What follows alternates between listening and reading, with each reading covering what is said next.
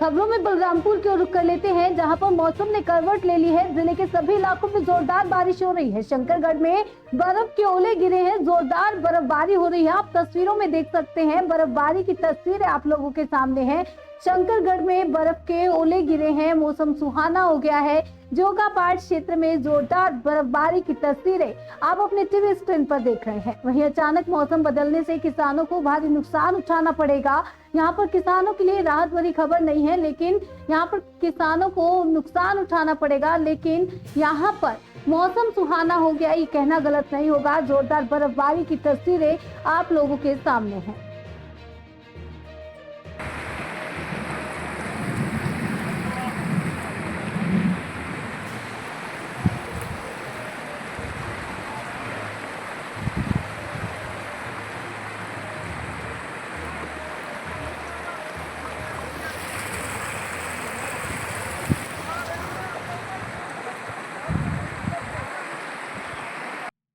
में